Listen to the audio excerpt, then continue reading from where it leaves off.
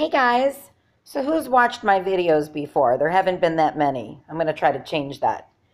But in several of my videos, whenever I've started filming, unbeknownst to me, something's in the back of me that looks like it's coming out of my head. I sat down to start filming this and realized, look at that. I'm over at my neighbor's house right now with their cat, who I'm taking care of. Oh, she got wet. She was out on the patio for about 2 minutes. I went in the other room, came out, realized it's pouring, and she's all wet. I should probably dry her off. So I'll be back in 1 minute. Okay, I'm back. Here she is. Who's that, Simba?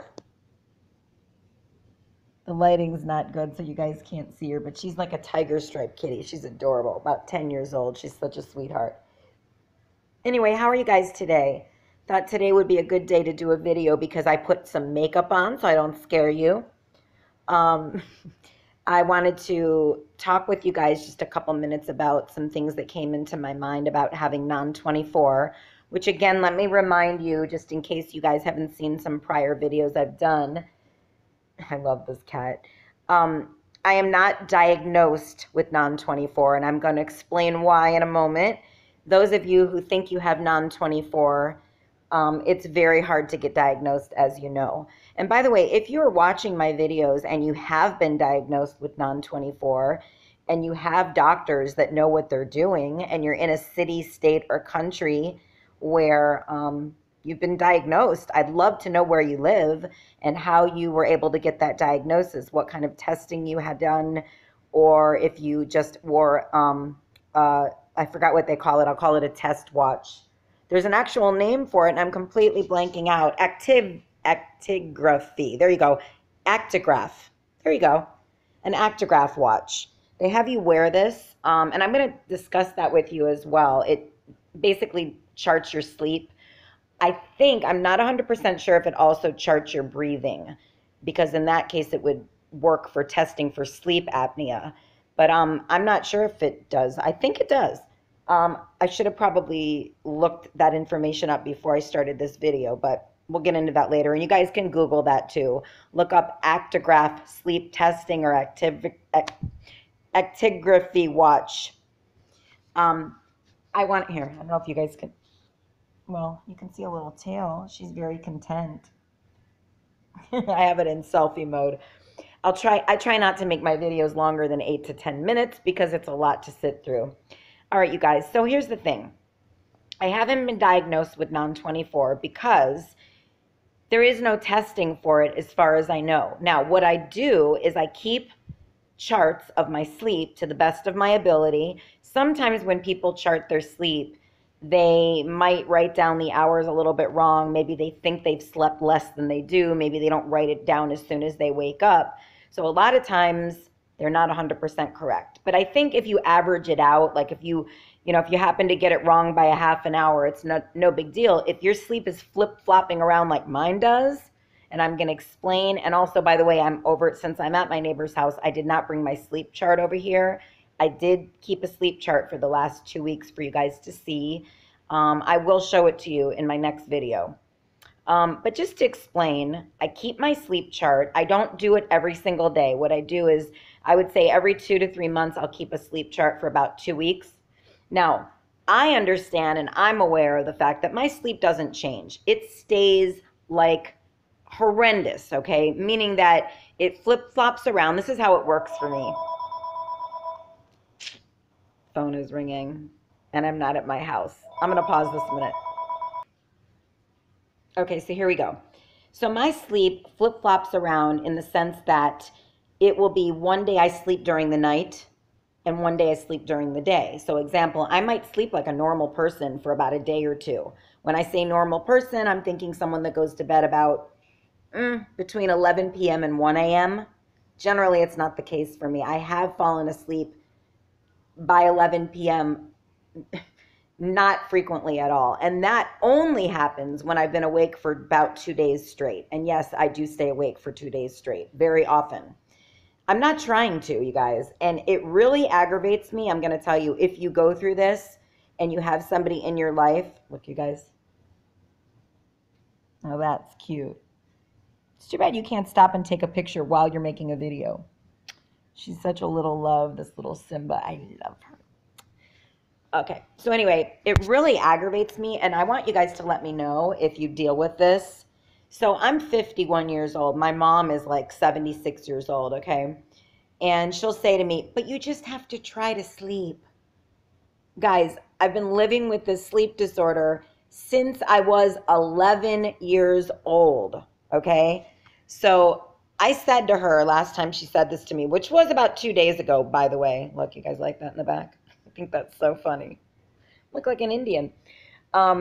And my dad caught on to it, and my dad said to her, honey, stop. Honey, stop. Because he realizes, I mean, I don't know if he understands the sleep disorder. Who knows? I've been living with this my whole life. You would think that if you were a parent and you had a child, whether it was a child that was an adult or a child that was a child, that you would understand the sleep disorder after they've lived with it for 40 years. You would think you'd understand it after the child lived with it for 6 months to a year. I mean, the fact that they don't get it after this many years, I don't understand that. I don't know if they're just out in left field. My parents, as far as I know, do not have Alzheimer's. They've got the computer at their fingers. They could like Google this. There's so much information online about non-24 and sighted individuals. Now, there's no cure for it, but you can find out a definition of it. You can find out how it manifests in people. There's so much information, and I don't know. I guess they have a mind block. They don't want to know. They don't want to know. They want to think that their daughter has nothing wrong with them, with her. But there is something wrong. And if it was me, I'd want to know what my child is going through, whether it's, like I said, a child or an adult child. But they don't want to face it. So whatever, it's their prerogative. What can we do?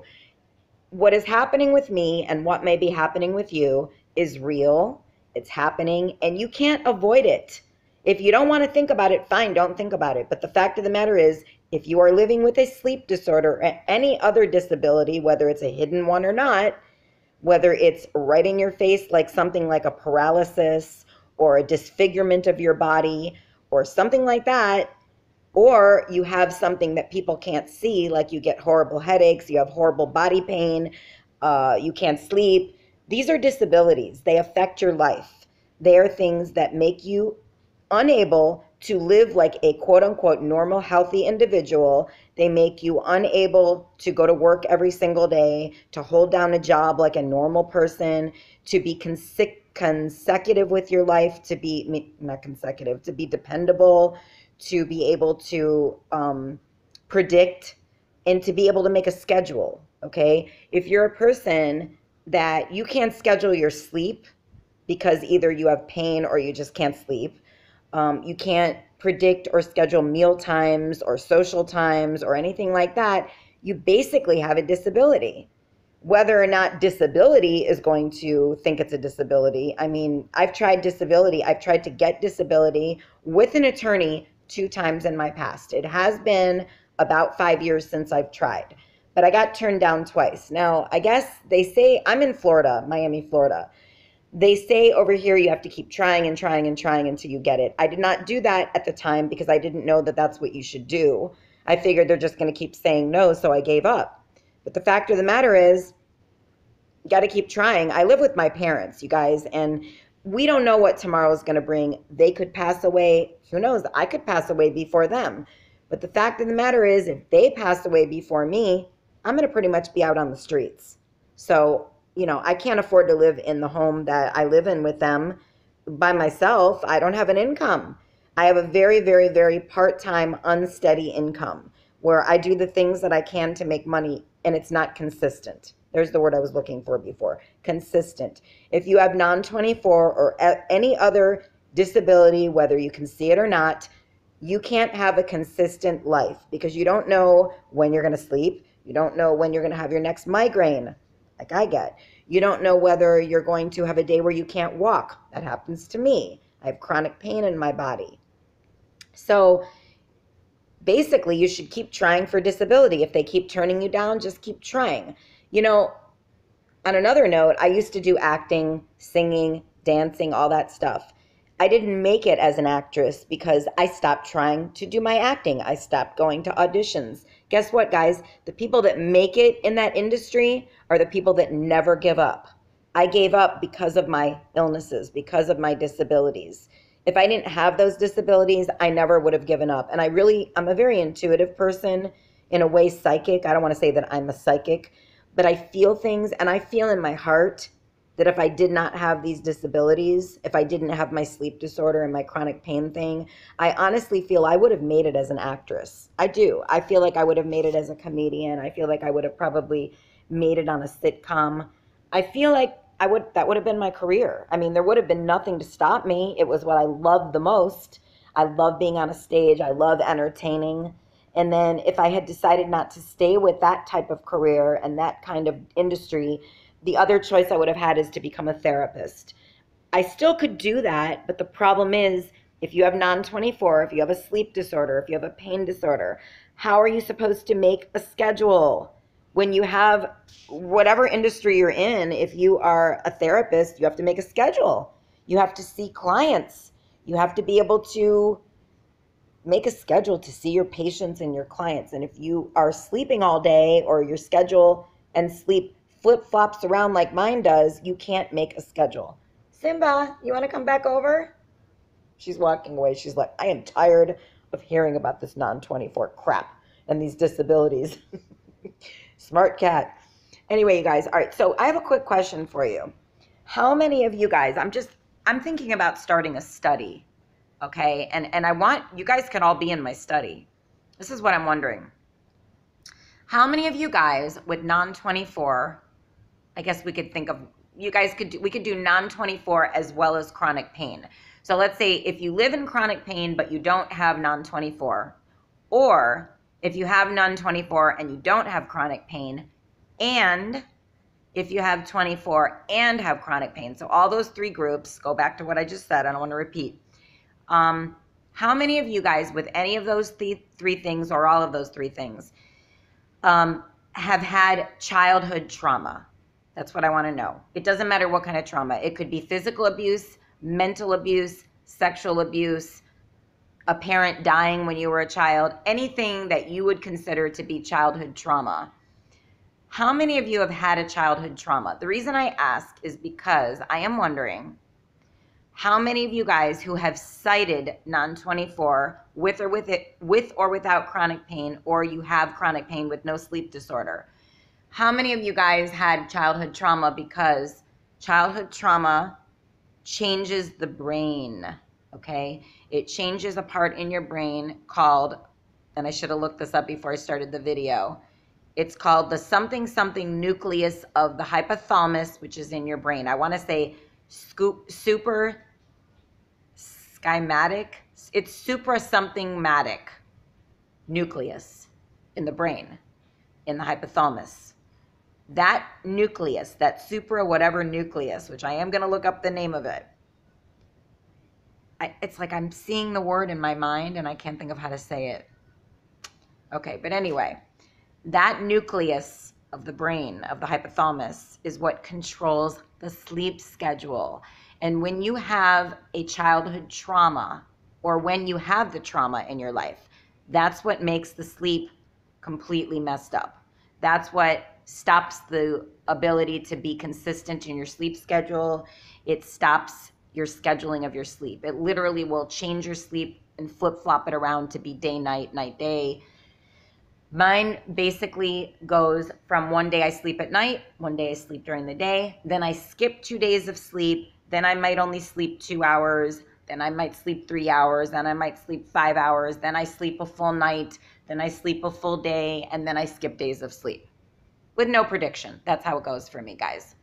That, to me, is non-24 at times, and then it's also called another thing that I'm forgetting. It's another circadian rhythm sleep disorder that I'm also forgetting the name of. I probably should look up all these things before I make the video, but I'm at my neighbor's and it's quiet here and I wanted to make this video. So anyway, answer that question for me. Comment down below. Let me know how many of you guys had childhood trauma. If you want to share what your trauma was, you can do that. If not, you don't have to, share the personal details of that, but you could mention Just mention that you had a trauma. You don't have to explain what it is unless you want to share with the group, because everybody that's watching my videos is most likely somebody that is suffering from these things that I've mentioned, or they have a family member or child that is, okay? Or a spouse or something. So I hope you learn from this. I hope you can share. I hope you guys can, I don't have my camera set up, sorry, so I'm switching. My hands start hurting. That's one of my symptoms, by the way. I have a lot of problems in my wrists, my fingers, my hands. I can't hold things long. I can't type for long. I can't stay in one position for very long. If you notice in my videos, I move around a lot, especially in this one. My wrist is killing me right now from holding the camera. Anyway, mention if you had a childhood trauma. And if you want to mention anything else that seems to you that it's consistent with having a sleep disorder that began, if you want to think about where yours began, you can mention the age in which yours began. I'd appreciate that, or your chronic pain. So for me, my pain began around 13, 14 years old, and that is also when my sleep disorder began. I say 11 because I remember not being able to sleep well around that age it started. But my pain, I remember, began like 13, 14. And it began like with stiffness and achiness all over my body, which led me to a diagnosis of fibromyalgia, but they did not diagnose any sleep disorder at that time. They just assumed the sleep problem was part of the fibromyalgia, and still to this day, no diagnosis of the sleep disorder. But my doctor is well aware I have a sleep disorder, and he feels terrible that no specific testing is available. Now, last thing I'm going to say, I can go and have an Actigraph test. It cost about $300 for me to have the test and a consultation with the doctor. But the thing is, why go do that when an Actigraph is going to show me when I sleep and when I don't. I'm very aware of when I sleep and when I don't. I am not aware about my breathing. So one thing I'm going to check in to is to see if the Actigraph tests also tests for apnea, because I might have apnea. But the problem is, even if they diagnose me with apnea or you with apnea, that doesn't test for non-24. You can have non-24 with or without apnea. So you guys, if you want to review this video, you can look at it again. You'll see the questions I asked. Put them in your comments, and I really hope to hear from you guys. And I'm hoping that the more videos I do, the more I can reach out and help you. And I will show you my sleep schedule thing in the next video. And unlike most YouTubers, I thought I would be doing videos like once every 2-3 days, but I can't do it. Not with my sleep problems, not with my headaches. Today I've had a terrible headache. I slept a lot of hours, but I had been up for 2 days before this. So I woke up with a horrible headache like I normally do. It's feeling better now because I've taken lots of medicine today. Excedrin plus Ultram plus some energy pills. I had to like pop all this stuff or I don't feel well. And I don't take it all at one time, guys. I've mentioned that before. I take it like several hours apart. I don't like just pop a bunch of pills.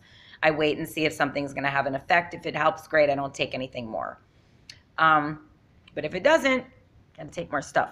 All right, so don't forget, watch my video again, listen to the questions I asked, comment down below, and let's all help each other. The reason I'm posting my videos is to help everybody. I want you guys to get something out of my videos. I want to be able to help you, okay?